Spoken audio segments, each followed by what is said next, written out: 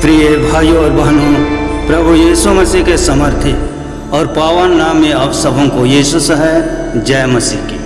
और आज के पवित्र बाइबल वचन मनन में आप सबों का हार्दिक स्वागत है। आज हम बाइबल से मार्कुस रचित सुसमाचार अध्याय 7 31 से 37 वचन एक बहरे और गूंगे व्यक्ति के चमत्कारिक चंगाई के विषय में अध्ययन करेंगे। प्रिय भाइयों और बहनों, जरा सोचिए, एक माँ अपने बीमार बच्चे को गोद में लिए बैठी है। डॉक्टर कह चुके हैं कि अब कोई उम्मीद नहीं है, लेकिन वह जानती है कि कोई तो है जो चमत्कार कर सकता है। एक बेटा अपने पिता को आईसीयू में देख रहा है, पर कुछ बोल नहीं पा रहा है। बस दिल में दबी हुई एक ही प्रार्थना है, हे प्रभु कृपा करो। एक बहन टूटे रिश्ते की चुप्पी में रो रही है, चाहती है कोई उसकी बात सुने, उसका दर्द समझे, लेकिन कोई नहीं। मार्कुस 7 31 से 37 में एक ऐसे ही दर्द भरा दृश्य है। एक बहिरा और गूंगा व्यक्ति जो ना सुन सकता था ना बोल सकता था। लोग उसे यीशु के पास लाए, शायद किसी उम्मीद में, किसी चमत्कार की चाहत में। और देखिए यीशु ने क्या किया। भीड़ से अलग उसे अपने पास बुलाया, उसके कानों को छुआ, उसकी जीभ को छुआ और सिर्फ एक शब्द कहा, इफ्ता, खुल जा। और उसी क्षण उसके जीवन की बंदिशें टूट गई, कान खुल गए, जुबान खुल गई और उसका दर्द गवाही में बदल गया। कितनी बार हम भी अपने जीवन में सुनने में बहरे हो जाते हैं। परमेश्वर की आवाज़, उसके वचनों की शिक्षा और पवित्र आत्मा की प्रेरणा को सुनने में असमर्थ हो जाते हैं। कितनी बार हमारी जीभ बंद जाती हैं। हम गवाही देने, प्रार्थना करने या दूसरों को आशा देने में चुप रह जाते हैं। परंतु आज भी वही यीशु हमारे जीवन में खड़ा है और कहता है, इफ्ता, खुल जा। तेरे कान खुले, तेरा हृदय खुले और तेरे मुख से स्तुति निकले। वह उस माँ के आंसुओं को समझते हैं, उस बेटे के मौन को सुनते हैं, उस बहन के टूटे दिल को जानते हैं और हमारी भी हर अनकही प्रार्थना को सुनते हैं। वह हमें भीड़ से अलग बुलाना चाहते हैं, हमारे दर्द को छूना चाहते हैं और हमारे जीवन के हर बंद दरवाजे पर अपना शब्द बोलना चाहते हैं, इफ्ता, खुल जा। आज जब हम उस वचन पर ध्यान केंद्रित करेंगे तो खुद से पूछें, क्या मेरे जीवन में कोई ऐसा क्षेत्र है जो बंद पड़ा है? कोई रिश्ता, कोई उम्मीद, कोई विश्वास?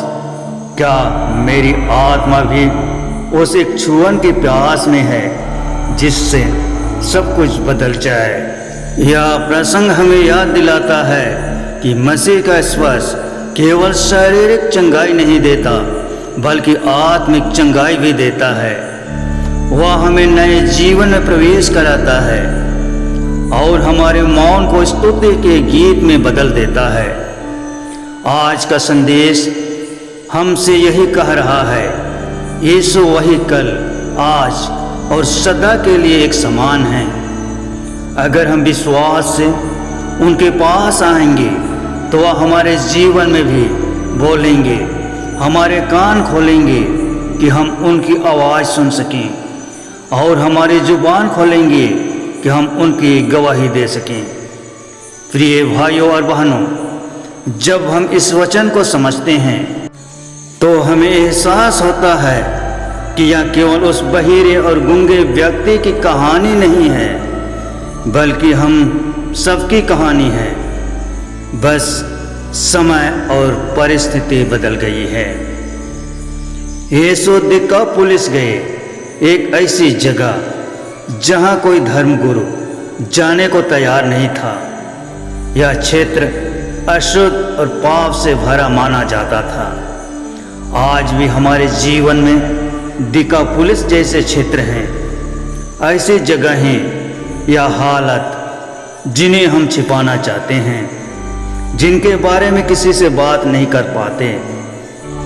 कोई छुपा हुआ दर्द, कोई शर्मनाक असफलता, कोई टूटा हुआ रिश्ता, कोई आदत जो हमें बांध कर रखती है, और हम सोचते हैं कि यीशु वहाँ नहीं आएंगे। पर सत्य यह है कि यीशु वही हैं जो वहाँ जाते हैं जहाँ कोई नहीं जाता, और जो उन क्षेत्रों को भी चंगाई और आशा से भर देते हैं। उस समय यहूदी मानते थे कि शारीरिक कमी पाप का परिणाम है। समाज और धर्म दोनों ऐसे व्यक्ति को अशुद्ध मानते थे। आज भी कई बार लोग हमें हमारी गलतियों या कमजोरियों के आधार पर जज करते हैं। ये व्यक्ति तो अच्छा नहीं है, इससे तो परमेश्वर खुश नहीं होंगे, या इससे कोई भलाई नहीं हो सकती। कभी कभी हम खुद को भी दोषी ठहराते हैं, सोचते हैं कि हम परमेश्वर के आशीर्वाद के योग्य नहीं हैं।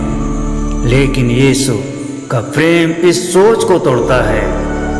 वह कहता है, मैं तुझे दोष देने नहीं, तुझे छुड़ाने आया हूँ। वह किसी की धार्मिक छवि या बाहरी हालत को नहीं, बल्कि दिल की प्यास और भरोसे को देखता है।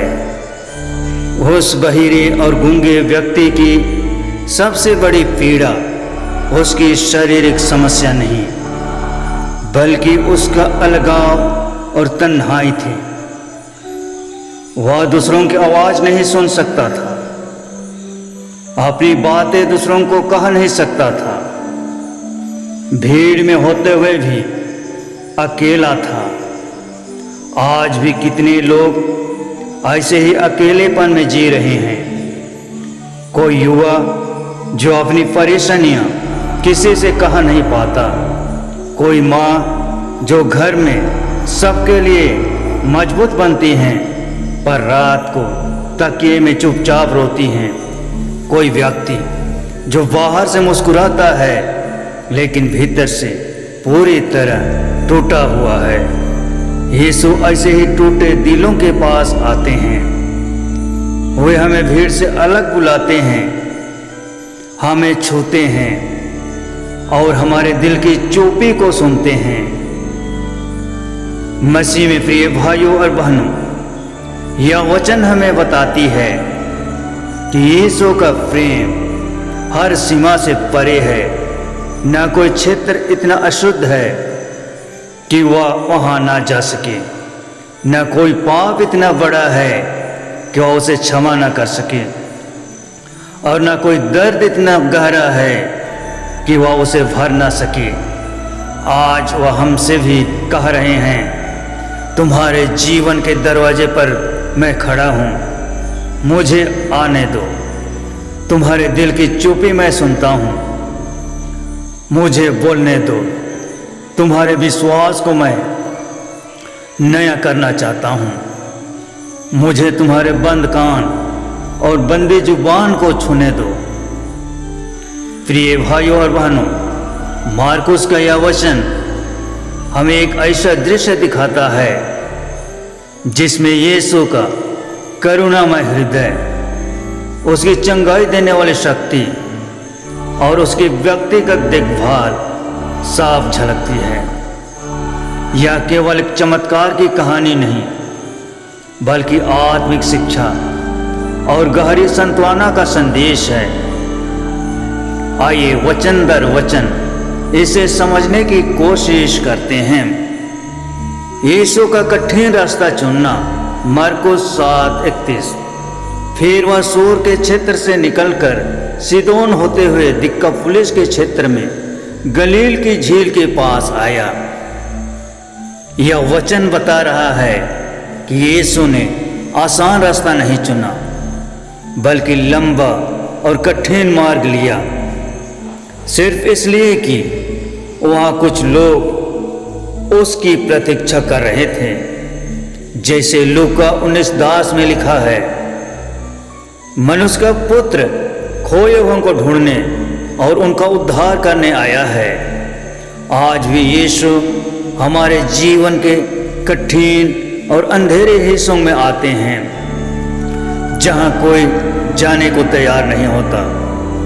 लोगों का भरोसा और मध्यस्थता। मार्कोस 7:32।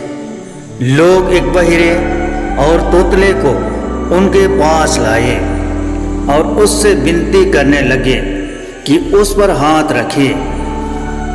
इस वचन में हम सच्चे मित्रों और समुदाय की भूमिका देखते हैं, क्योंकि वह व्यक्ति खुद यीशु के पास नहीं आ सकता था, इसलिए लोग उसे लेकर आए। जैसे मरकुस 2:3-5 में लाक्वे के रोगी को 4 मित्र छात पकड़कर यीशु के पास लाए थे। यह हमें याद दिलाता है कि हमें भी दूसरों के लिए मध्यस्थ बनना है, उनकी प्रार्थना में मदद करना है और उन्हें यीशु के पास लाना है। भीड़ से अलग बुलाना। मार्कोस 7:33। उसने उसको भीड़ से अलग ले जाकर उसकी उंगलियां उसके कानों में डाली और थूक कर उसकी जीभ को छुआ। यीशु ने उसे भीड़ से अलग क्यों किया? क्योंकि उसकी चंगाई व्यक्तिगत थी। जैसा यशायाह 43:1 में लिखा है, मत डर, क्योंकि मैंने तुझे छुड़ाया है, मैंने तुझे नाम लेकर बुलाया है, तो मेरा है। आज भी यीशु हमें भीड़ से अलग करके हमारे दिल से व्यक्तिगत रूप से बात करना चाहते हैं। करुणा से भरी प्रार्थना। मार्कोस 7:34। और स्वर की ओर देखकर आह भरी और उससे कहा, इफ्ता, अर्थात खोल जा। यह दृश्य हमें यीशु के करुणामय हृदय को दिखाता है। उन्होंने स्वर की ओर देखा, मानो पिता से प्रार्थना की और आह भरी, क्योंकि वह हमारे दर्द को गहराई से महसूस करते हैं। रोमियो 8:26 हमें बताता है कि आत्मा भी हमारी दुर्बलताओं में हमारी सहायता करता है और हमारी कराहों को परमेश्वर तक पहुंचाता है। तुरंत चंगाई। मार्कोस 7:35। और उसके कान खुल गए और उसकी जीभ की गांठ खुल गई और वह ठीक बोलने लगा। इस वचन में परमेश्वर के समर्थ और अनुग्रह को देखते हैं। यीशु के एक शब्द ने उस व्यक्ति का जीवन बदल दिया। जैसे भजन संहिता 107:20 कहती है, उसने अपना वचन भेजा और उन्हें चंगा किया और उन्हें उनके विनाश से बचाया। आज भी जब यीशु हमारे जीवन में बोलते हैं तो वह हर बंद दरवाजे को खोल देते हैं, चाहे आत्मिक हो, भावनात्मक हो या शारीरिक हो। हर प्रकार का बंधन टूट जाता है। गवाही की शक्ति। मार्कोस 7:36-37। और लोगों ने अत्यंत आश्चर्य करके कहा, उसने सब कुछ अच्छा किया है, बहिरों को सुनने वाला और गूंगों को बोलने वाला बना दिया। इस चमत्कार के बाद लोग केवल उसकी शक्ति पर नहीं बल्कि उसके भलेपन पर चकित हुए। उसने सब कुछ अच्छा किया है। यह हमें उत्पत्ति 1:31 की याद दिलाता है, जब परमेश्वर ने सृष्टि को देखकर कहा, देखो यह बहुत ही अच्छा है। यीशु वही परमेश्वर है जो आज भी हमारे जीवन की टूटी हुई चीजों को अच्छा बना सकते हैं। यीशु का प्रेम व्यक्तिगत है। वह हमें भीड़ में नहीं खोने देते, बल्कि हमें नाम लेकर पुकारते हैं। दूसरों को यीशु के पास लाना हमारी जिम्मेदारी है। हमारी प्रार्थना और प्रेम किसी के जीवन को बदल सकते हैं। उनका वचन जीवन बदलता है। जब वह कहते हैं खुल जा, तो हर बंद दरवाजा, हर बंद कान और हर बंद दिल खुल जाता है। गवाही देना जरूरी है। जब यीशु हमारे जीवन में काम करते हैं तो हमें दुनिया को बताना चाहिए कि उसने सब कुछ अच्छा किया है। मसीह में प्रिय भाइयों और बहनों, हम में से कितने लोग ऐसे हैं जिनके कान बंद हो चुके हैं, जो परमेश्वर की आवाज़ सुन नहीं सकते। हम में से कितनों की जुबान बंद हैं, जो प्रार्थना नहीं कर पाते, जो गवाही नहीं दे पाते। आज यीशु हमसे कह रहे हैं, एफ्था अर्थात खोल जा। अगर हम विश्वास से उनके पास आएं तो वही यीशु हमारे जीवन की चोपी को तोड़ेंगे, हमारे बंद रास्तों को खोलेंगे और हमें नया जीवन देंगे। प्रिय भाइयों और बहनों, यह वचन हमें सिखाता है कि यीशु केवल भीड़ में चमत्कार करने वाला प्रभु नहीं है, वह व्यक्तिगत प्रभु है जो हमारे जीवन के हर कोने में प्रवेश करना चाहता है। आज वह हमसे कह रहा है, तुम्हारे दर्द के बंद दरवाजे मुझे सौंप दो, तुम्हारे दिल के चोपे मुझे दे दो, तुम्हारे बंद विश्वास को मेरे हाथों में रख दो। अपनी असहायता को स्वीकार करना और भरोसा करना कि यीशु ही हमारे जीवन का एकमात्र चंगाई देने वाला है। मसीह में प्रिय भाइयों और बहनों, कभी कभी हमारे कान इस कारण से बंद हो जाते हैं क्योंकि हम परमेश्वर की आवाज़ सुनना ही नहीं चाहते। हम अपनी योजनाओं में इतने उलझ जाते हैं कि उसकी इच्छा सुन नहीं पाते। हमारी जीभ इसलिए बंधे रहती हैं क्योंकि हम उनकी गवाही देने से डरते हैं या उसके प्रेम को पढ़ने से कतराते हैं। आज का वचन हमें पुकार रहा है कि हम सच्चे पछताव से आएं। हे प्रभु, क्षमा कर कि मैं तेरी आवाज़ को अनसुना करता रहा। क्षमा कर कि मेरी जुबान तेरी गवाही देने में मौन रहे। पहला यूहन्ना 1:9 हमें आश्वासन देता है, यदि हम अपने पापों को मान लें तो वह विश्वास योग्य और धर्मी है, जो हमारे पापों को क्षमा करे और हमें सब अधर्म से शुद्ध करे।